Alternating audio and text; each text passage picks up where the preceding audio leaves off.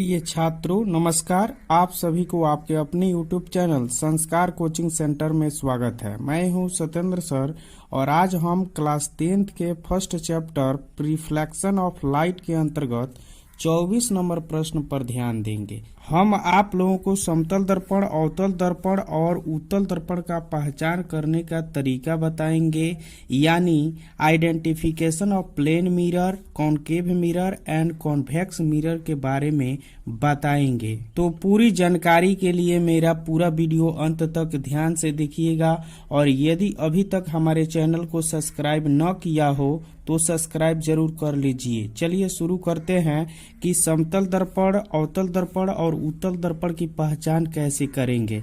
यानी कि समतल दर्पण, अवतल दर्पण तथा उत्तल दर्पण के पहचान मुख्यतः दो प्रकार से किया जाता है जो निम्नलिखित है। सबसे पहला कि हाथ से स्पर्श कर या छू करके उसकी पहचान कर सकते हैं, या बिना हाथ से छुए हुए या स्पर्श करके ही हम उसकी पहचान कर सकते हैं। यानी कि दोनों को हम बारी बारी से देखेंगे और इसको प्रश्न में कैसे पूछता है, आइए उसको हम ध्यान से देखते हैं।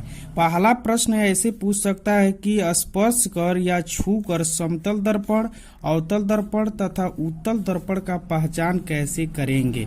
इसके बारे में आप लोगों को बोर्ड में पूछेगा तो इसी प्रकार से आप लोगों को लिखना है। आंसर में लिखना है, एक मेज पर रखे इन तीनों दर्पणों के परावर्तक सतह को हम हाथ से छूकर या स्पर्श कर निम्न प्रकार से समतल दर्पण, अवतल दर्पण तथा उत्तल दर्पण का पहचान करेंगे। तो आइए सबसे फर्स्ट में हम बताना चाहेंगे कि जिस दर्पण का परावर्तक सतह समतल या बराबर हो तो वह दर्पण समतल दर्पण होगा। यानी कि इसका मतलब है कि जिस दर्पण के परावर्तक सतह को हाथों से छूने पर समतल या बराबर लगता है उसे ही हम समतल दर्पण कहेंगे। दूसरे नंबर पर विचार करते हैं कि जिस दर्पण का परावर्तक सतह धसी हुई हो तो वह दर्पण अवतल दर्पण ही होगा। यानी इसका मतलब है कि जिस दर्पण को हाथ से छूने पर किनारे का भाग दबा हुआ और बीच का भाग धसा हुआ महसूस होता हो या मालूम चलता हो तो वैसे हम दर्पण को अवतल दर्पण कहेंगे। तीसरा नंबर है, जिस दर्पण का परावर्तक सतह उभरी हुई या उठी हुई हो तो वह दर्पण उत्तल दर्पण या कॉन्वेक्स मिरर ही होगा। यानी इसका मतलब है कि जिस दर्पण को हाथ से छूने पर किनारे का भाग दबा हुआ या धंसा हुआ और बीच का भाग उठा हुआ महसूस होता हो तो उसे हम उत्तल दर्पण कहेंगे। तो वेरी इम्पोर्टेंट है, यानी कि सिंपल है कि जिस दर्पण को छूने से वह बराबर स्पर्श होता है, समतल या बराबर महसूस हो तो उसको हम समतल दर्पण कहेंगे। और जिस दर्पण का परावर्तक सतह या किनारे का भाग भरा हुआ या उठा हुआ और बीच में धंसा हुआ महसूस होता हो तो उसे अवतल दर्पण कहेंगे। तीसरे कंडीशन में जिस दर्पण का परावर्तक सतह उभरी हुई या उठी हुई हो तो उसे उत्तल दर्पण कहेंगे। यानी इसके किनारे का भाग दबा हुआ या पतला हो और बीच का भाग मोटा महसूस होता हो तो उसे हम उत्तल दर्पण कहेंगे। यानी कि दो बार इसको रिपीटेशन कर चुके हैं। यानी कि इसको हम हाथों से छू करके बताएं कि समतल दर्पण, उत्तल दर्पण और अवतल दर्पण की पहचान कैसे करेंगे तो आप लोगों को समझ में आ गया होगा। इसको नोट्स बना लेंगे। आइए अब हम दूसरे नंबर को बिना स्पर्श कर समतल दर्पण, अवतल दर्पण और उत्तल दर्पण का पहचान कैसे करेंगे उसके बारे में जानते हैं।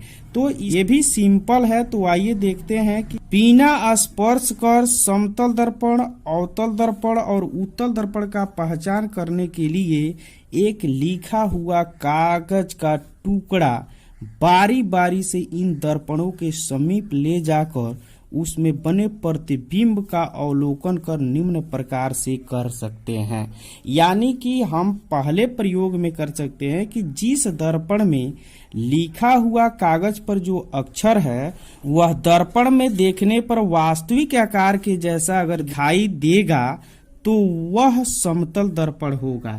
यानी कुल मिलाकर हम कह सकते हैं कि जिस दर्पण में कागज पर लिखा हुआ अक्षर का प्रतिबिंब बराबर या समान आकृति का दिखाई देता हो तो वह समझेंगे कि यह समतल दर्पण ही है। यानी कि जैसा लिखा हुआ है वैसा ही दिखाई दे रहा है उस दर्पण में उसका प्रतिबिंब, तो हम समझेंगे कि वह समतल दर्पण के उदाहरण है।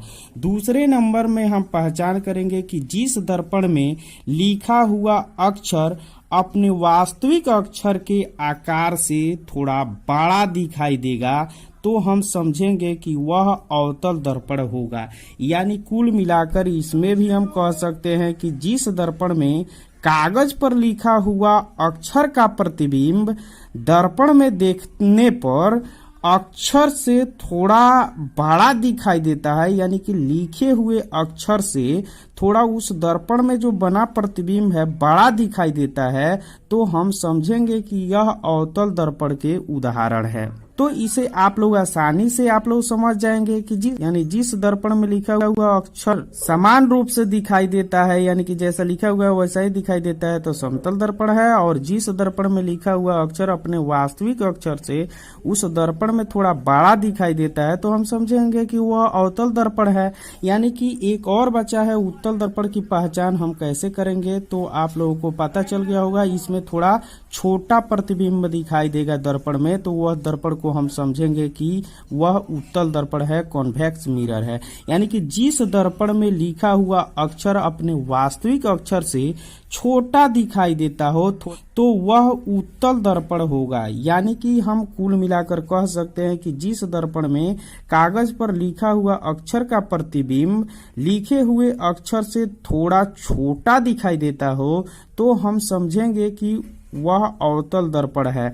और इन दर्पणों का उपयोग आप लोगों को बता चुके हैं, यानी कि बहुत ही आसानी से आप लोग इस दर्पणों की पहचान कर सकेंगे कि कैसे हम स्पर्श करके या बिना स्पर्श करके वो समतल दर्पण, अवतल दर्पण और उत्तल दर्पण का पहचान कर सकते हैं। तो आशा करता हूं कि यह वीडियो आप लोगों को काफी अच्छा लगा होगा। तुम मेरे इस चैनल को सब्सक्राइब, लाइक और शेयर जरूर करें। धन्यवाद।